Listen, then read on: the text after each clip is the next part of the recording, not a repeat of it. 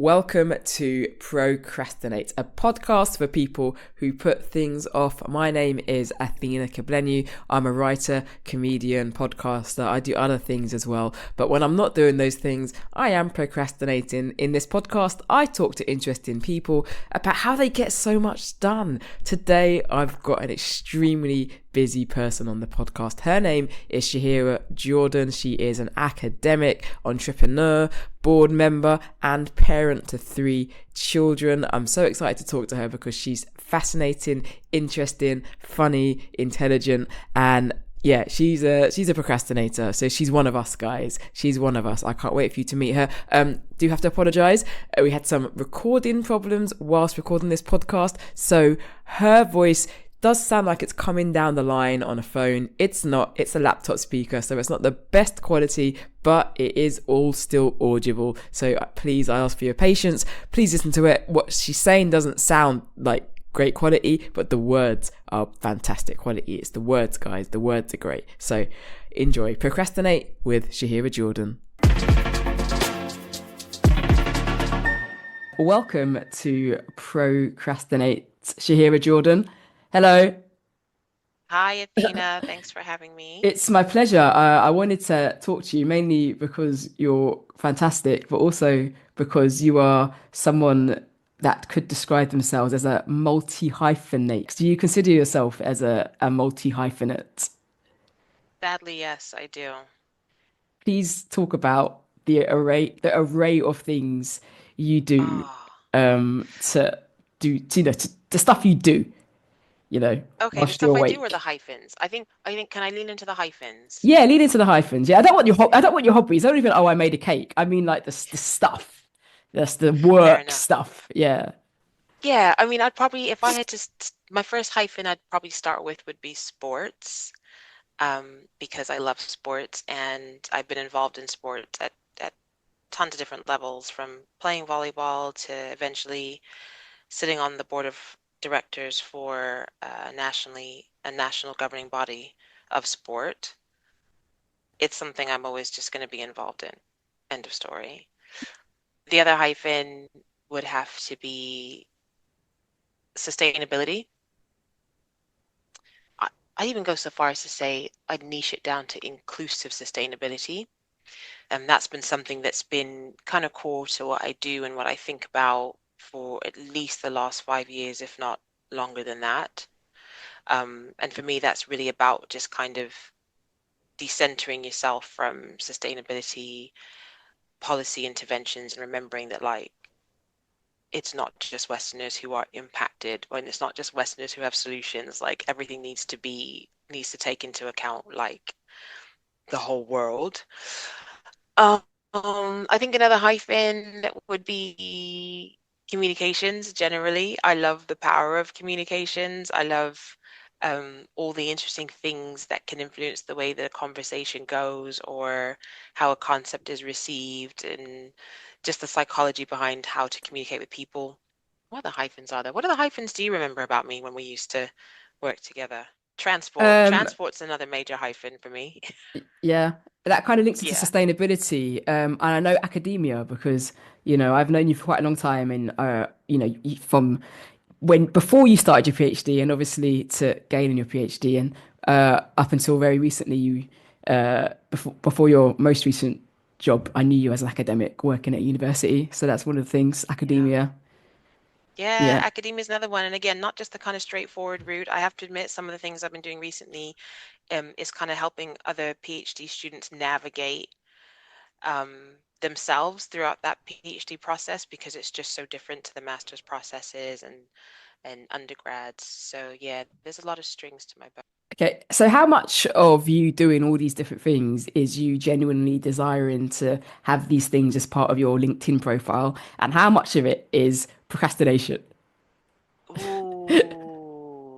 I come in with the hard questions on this podcast. This is like mastermind, but for creatives.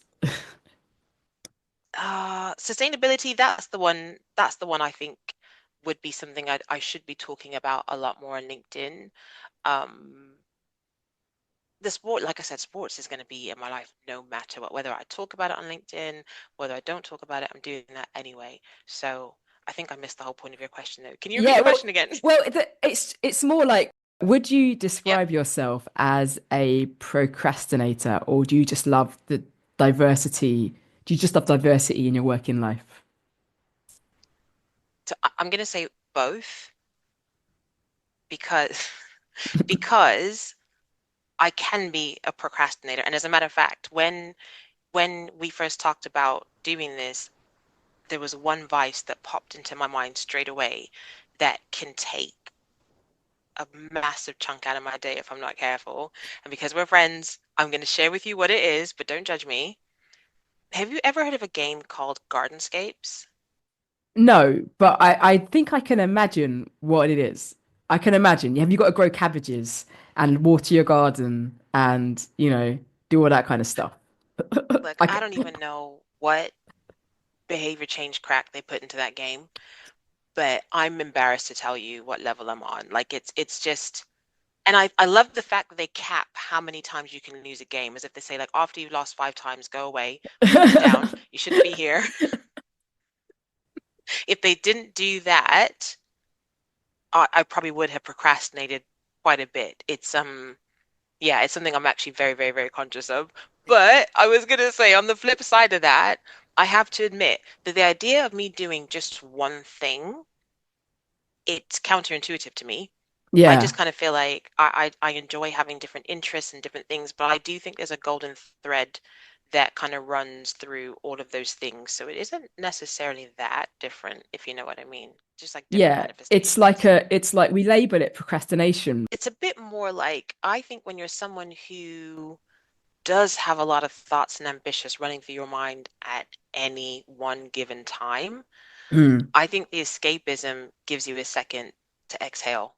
Yes. Yeah. That's really interesting. That Because like explains. one thing I've noticed is if I don't write my to-do list out either the night before or like first thing in the morning, that's it. My day pretty much doesn't get done in the way that it should get done. Like I have to be very strict. And then the other thing I've had to do to like avoid procrastination is when I write my to-do list, I have to write it in clusters. So it has to be like, okay, don't laugh, like personal admin or home admin. Is there a haircut that I need to book for a child? Is there, do you know what I mean? So there's like the personal admin, then there might be like the sustainability stuff, then there might be something to do with wrestling, but I literally have to put them in bubbles, my to-do list, and then tick through the list in the little bubbles because that's how I wake up and I think, oh, I've got to do. And guess what? Gardenscapes is just eat. You just open up the app and all the little colors, they just pop out of the screen and you just tap, tap, tap, tap, tap. And now I don't have to think about all the bubbles with the to-do list within the bubbles that I need to tick through because the app just is like, no, come, So it's play, escapism. relax. It's escapism. Yes. Yeah. So Yeah, yeah, yeah, yeah. I don't want to be like an asshole because it always sounds arsehole when we say stuff like this. But this year, I have decided to kind of like really get back into reading. And before kind of children and before kind of the chaos of being a freelance creative, I used to kind of read quite vociferously. And then I kind of, slowed it down and, I'd be lucky to get through 5 or 6 books a year. So I've said to myself this year, right, 50 to 60 pages a day of a book, standard, without fail, Wow. without question, right? Because that's kind of what I used to do before. Especially when I was like a commuter or when I had like a bit more of my spare time to myself, but also just to catch up on all the books I've got that I haven't read, because obviously they stare at me like there's so menacingly the books I haven't read. It's just it was starting to get too. They were starting to talk to me, and I was like, this is too Okay. much. Anyway, the point I'm making is I think my me time with a book during the day is the same as your me time with this game, and I don't think one is better than the other.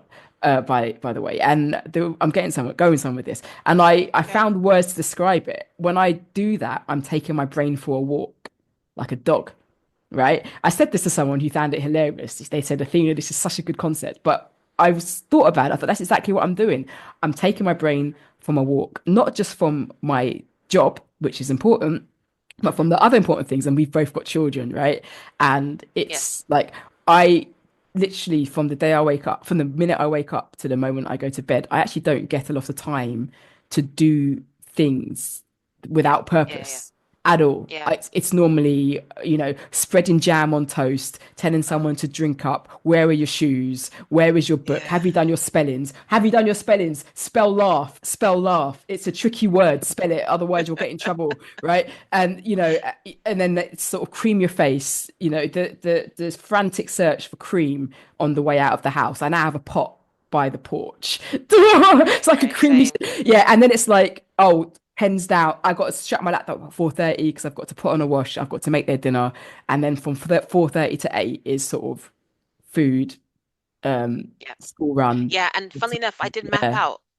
I mapped that out the other day for that very same reason as you, because I kind of thought, hang on, there's a bunch of stuff that I really want to do. Like I just started relearning how to draw recently. Oh wow.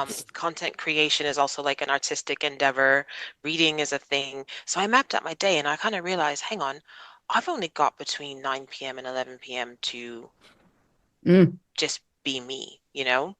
And I think the other thing that I wanted to mention about like taking the mind on the walk is that inclusive sustainability in particular, it's a brain drain. It is such a vortex. The minute you pull on one thread, oh my goodness, you just go in what feels like circles. And sometimes you just have to say, like, I'm no good to anybody. I'm no good to the research. I'm no good to the insights if I've burned out. So I'm going to have to like stop here and do something else because like you can literally I remember crying over something I read once and I just thought this is a lot because I was looking at I think you probably remember that like EVs was my the focus of my So research. electric vehicles, Yes, I'm just sorry trying to to be, use just trying to that. be inclusive, just trying to be You're inclusive. Yeah. absolutely correct. But I think there was a bit on a chapter I was working on when I kind of had to talk about the adverse impact on some communities and societies around the world with regards to this big push for the widespread adoption of electric vehicles. And like whoever did the qualitative research for this, I hope they have gone and gotten like therapy because when I was reading about like the plight of some of the miners of the various minerals and things you need for batteries, man, I was like, I'm sitting at my laptop and crying. This is a lot. And then you juxtapose that against someone being like, oh, thank goodness that plastic straws are not a thing. Thank you for using your power to and then you sit in between the two of those things and you're just like, oh, actually, yeah, I have to press pause now Yeah. because it's no good if I burn out. So I think some of the procrastination is also about like how do I preserve my energy to like pick the right battles, to use the right platforms as well to discuss certain things. Because if you talk about environmentalism too much, no one wants to hang out with you. Either That's they not don't want to true. hang out with you, No, that's or not that true. Environmentalism is the coolest thing in the world, man. I was gonna say either they don't want to hang out with you, or they're looking for a reason to trip you up on something, like to prove that you're not that sustainable. And it's just Yeah. like, bro, it's not that binary. It's a No. highly nuanced area. Yeah, I think procrastination really does serve a purpose, particularly when you are involved in very draining disciplines or vocations or creative endeavors. And so I stand by my taking my brain for a walk thing. And Yeah. yeah, like I've only missed a couple of days of my book reading, but I've just gotten through like so many books, and I'm sure you've achieved so much vegetation. But it's the Yeah, same. I was like the book thing, It's man. yeah, it's the Oh, same. It's the same. It has the same results. Like whatever it takes for you to take your brain for a walk, like you should do it. Like we had I spoke to another guest and we both agreed naps were really good. Like if you're right. tired, That's a luxury. I'm sorry. have a Even nap. reading books as you're talking, that's a luxury. I have low level jealousy because I still get Goodreads notifications. And I have to admit, I've got two friends who I swear are finishing a book every couple of days. And every time Goodreads tells me about it, I feel a little bit So like a hater. I'm like, I've really? got an opinion on this actually. So first of all, if you do anything like read a book, go for a run, do anything like positive for yourself, and you share it kind of online, like you're doing that for your own accountability purposes. You're doing it a little bit to show off. Let's be real. But it's something that you are able to do and you're choosing to do, and it's not really a bad thing. So I don't want to say to people, stop showing off your achievements, or stop showing off things you're proud of, or stop sharing like these things that you're doing online. However, I do want us all to consider that everything we put out is received by someone else, and it's like, what do we want them to take away from what you're doing? So, and for that, so I personally don't go onto Goodreads and be like, oh, I just read this, I just read that. But if I've read a book that I like, I might text someone and say, you're gonna love this Okay. book. Okay. Or I might kind of buy it for someone. Not in this, I used to buy books for people, not in this economy, but like just, but like I might have a more personal kind of thing. Like yesterday, I did a podcast. It's a history podcast, and they're doing research for their next episode that I'm not writing. But I've just read a great book that would have been great for research. I was like, oh, by the way, like I just read this. This is great. Gotcha. I think what I'm trying to say is like, let's be mindful of our personal successes and what impact they might have on other people. And you know, these good read notifications and stuff, it's sort of like, oh, well done, you read a book, have a biscuit. Like you do get a bit like it's my favorite one is my whole I'm happy to be a grumpy old woman about this, right? A lot of Okay. people Tell me. are filming themselves running now. Okay. So if you are filming yourself running, you're not running. There's about a 20% effort that you're not putting into your run because your arm is out here filming yourself. Right? And I got beef with that. I say this as someone who likes a good old run, right? Because I'm like, how are you you can't it's just not possible. You're what you are running with your arm up in a good way, not in a bad way, but you're running with a so you're not running, are you? Right? Okay, so So I have an opinion on that because you asked about okay, content creation, all right. and I think on a personal note, I think content creation is really impactful when you're being authentic, right? Stick with me. Yeah, So for me, anyone who's ever met me, anyone who knows me, anyone who's ever interacted with me, they will know inherently that if I am running and filming it, then I'm on BS. They'll know that. They'll be like, she knows. They will know that. Because why? Because I love to run for my mental health. I love to run again to get out of my way. If I have to get out of that beautiful zone that you get into, like, you know, you hit that place when you're running where you have all those like amazing thoughts and insights and ideas, but you're like, I'm Mm. also running and I've got no time to stop and write this down. If I break that to now take my phone out of my little armband to somehow get the record screen up, to then be able to record it. And can I tell you something? I'm not even attractive when I run. I have tried taking even a picture at the end of my run for my No. Strava. My eyes are usually red because somehow like the sunscreen's gotten it. Like it's just not a good look for me. So if any of my friends saw me doing that, they would all call me out. That said, I do think that if you are somebody who is at your core and authentically an exhibitionist, that stuff will resonate. It'll make perfect sense, but I just don't think it's for everybody, and that is me. I am not one of those people who can stop and record myself, right? And also, like, I'm not even that fast. I'm grateful if I shave a couple of seconds off my time. The amount of time that I will lose faffing with this phone, and also, like, we're in London. I'm not risking getting my phone snatched because I need to Listen, show off. I'm sorry. these are all the reasons why I am like, and people, I'm saying this knowing full well I've got friends who do this. I'm called, you all know who you are if you Same. listen to this podcast, Yes. like, and I'm like, and I just sort of don't take it seriously. And I suppose my thing is like, running was the only sport, if you can call it sport, that I was ever any good at because you don't have to. There's no skill involved in it, but there's like technique, right? There's running Hmm. technique. Running technique is a thing, and I learned over the years a bit about it. Okay, so it doesn't take a genius to realize that you don't have any running technique if your arms in front of you or to the side filming yourself. But the other thing you can, and you said this yourself, the other thing you can hear when someone's films us running is their cadence, how literally how fast they are, and it's Yep. just like this is a jog. Like I can hear it. Right, it looks fast because your camera's like you move, but this is just a light. This is light work, right? Anyway, so that's my. I don't even know why we're talking about this anymore. I've I forgotten. have no clue because I suppose Yeah. whoever is listening to this as an avid Filmer of self while running is probably like, yeah, but at least I'm not procrastinating. At So, least, they'd have an at least, argument. yeah, they'd have an argument again. I think we're talking about content creation or something, or just what we talk about taking our brain for a walk. It doesn't matter, but that's my thing. But that's my thing. You mentioned earlier to the to-do list. So I say dreaded to-do list because I've got like Hmm. seven of them. I've got a weekly one. I've got a daily one. I've got one on my phone, which is of no time. It's not time bound. It's just a list of things. I also Yeah. have one on my laptop on my notes app. And I have one in my brain that is constantly pinging up at Yep. random things. So I need to get my to-do lists uh, consolidated. But it does work for me, I have to say. It like that There you go. method That's all that matters. does work for me. Do you have any other tips that you integrate into your daily life for managing your often conflicting workloads?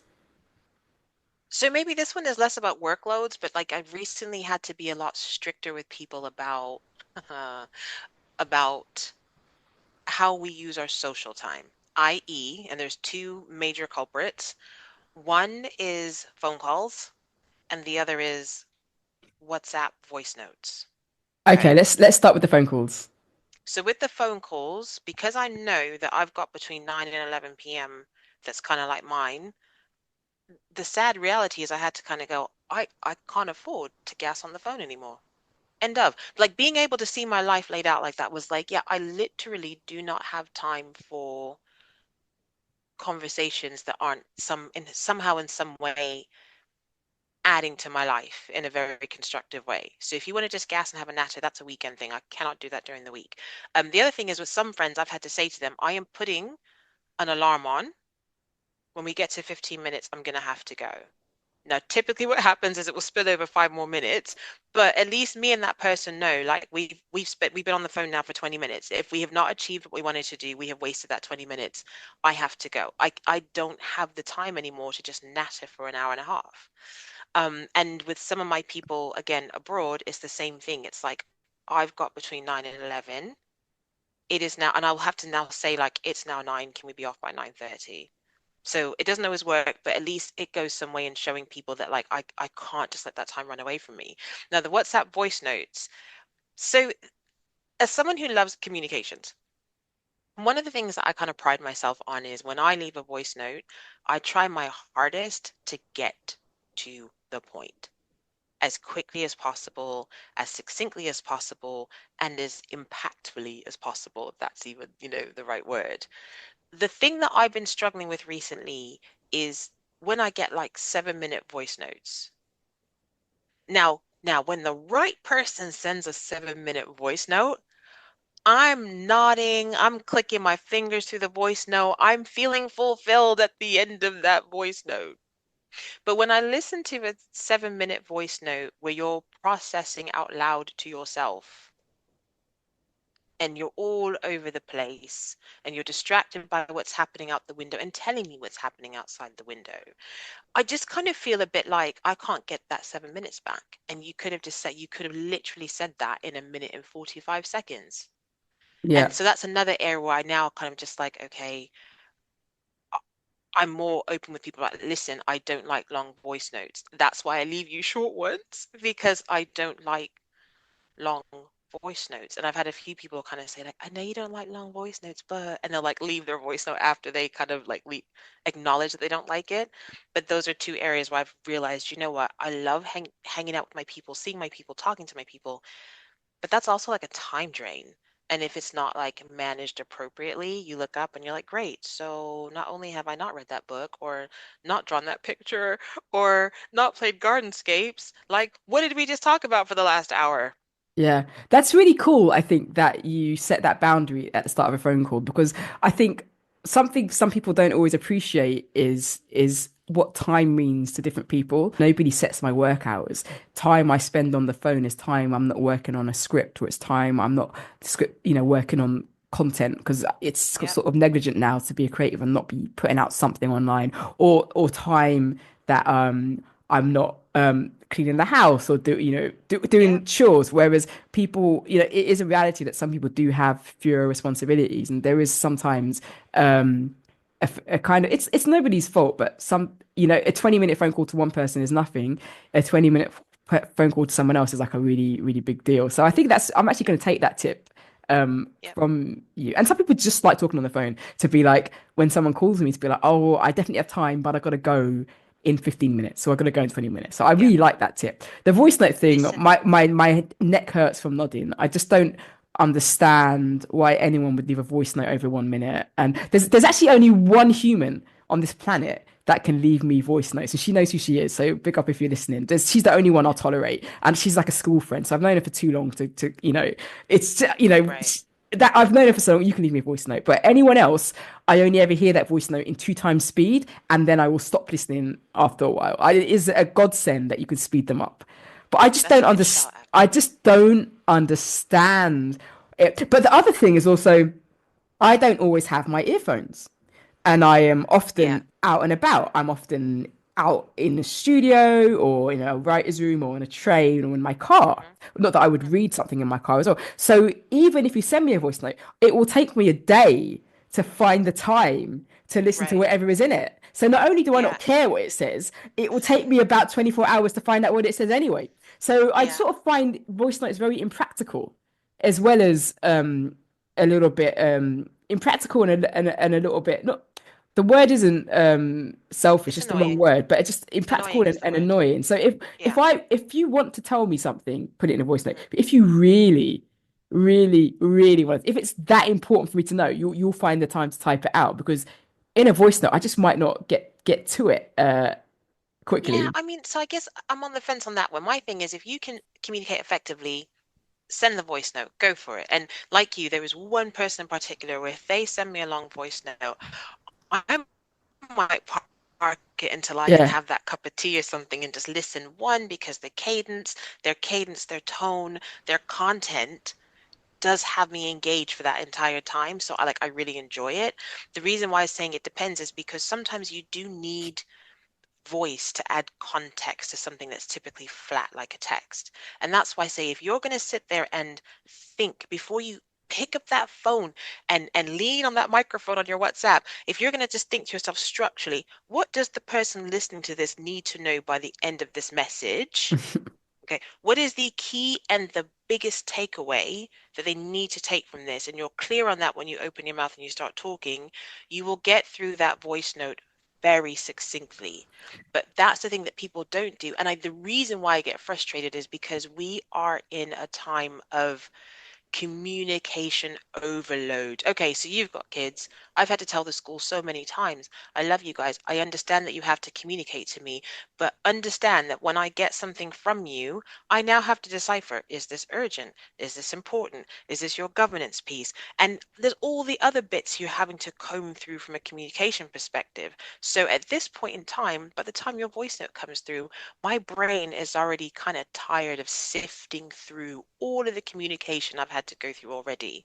So Mm. cut to the chase, say what you need to say or ask me what you need to ask me. But like 7 minute, I do think, yeah, sorry to interrupt that's you, but I think we are precious about our own time, but sometimes we forget to be precious about other people's time. And it's almost like if you're taking someone's time, see it as money. Like you wouldn't take £10 of someone. So would you take 10, 20 minutes of someone? But what I'm taking from this is that everyone has someone in their life who they'll say, oh, you can be my best man or head bridegroom, or you can be my drinking buddy.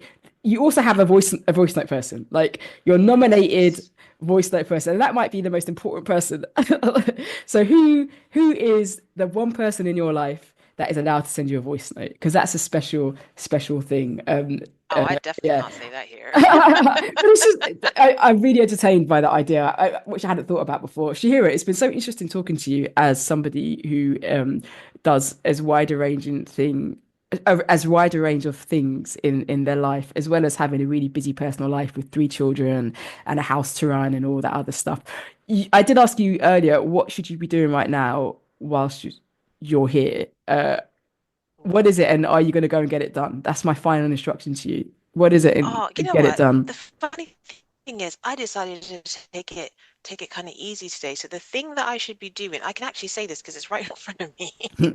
The NHS has sent me a GP patient survey, and they've sent me multiple communications about this, okay? So the thing that I have set aside to do today that I have been procrastinating on is completing the GP patient survey.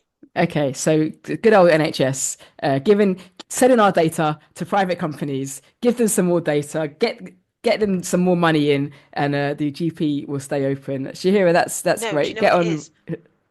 The questions are little things like how easy or difficult is it to contact your GP practice on the phone? Oh, I need to be taking part in this okay, yeah. this It is why are you research. even asking? Everyone knows it's hard. Okay, there is not a Exactly. GP practice in the land that you could just call for a natter. All right, that's just the waste. That is a waste. That 10p it cost them to send you that text or whatever. It's just like, no, you know that we can't call you. You know You know this. what the joke is? If you ever wanted to like attack your procrastination, Call the meet the GP. GP. Yeah, Yeah. call the GP. You are number 59 in a queue. And you know that queue is full of really elderly people just having conversations. You know what hurts as well is more times you would have actually had the number up on your screen with your finger over the call button, just waiting for the clock to move over to that Yeah. 8 a.m. And like you said, in the minute you 7:59. hit that, you find out you're number 59 in the queue, and you're like, really? Yeah, it's a lottery. It's a lottery. Shira, it's Yeah. been a pleasure. Thank you so much for your time today. I don't take No, it for listen, it's been granted. an absolute pleasure to come and spend some time with you here today. So thank you so much for this. Amazing. Thank you. What a lovely catch up with my mate Shaherah Jordan. Isn't she brilliant? I don't know how she packs it all in and finds time to procrastinate. I know we've called it something else now. We've called it taking your brain for a walk, walking away from your work, relaxing, unwinding, pressurizing and then going back. And I think that probably pretty much works for all of us, doesn't it? Anyway, I hope you took something useful out of that conversation.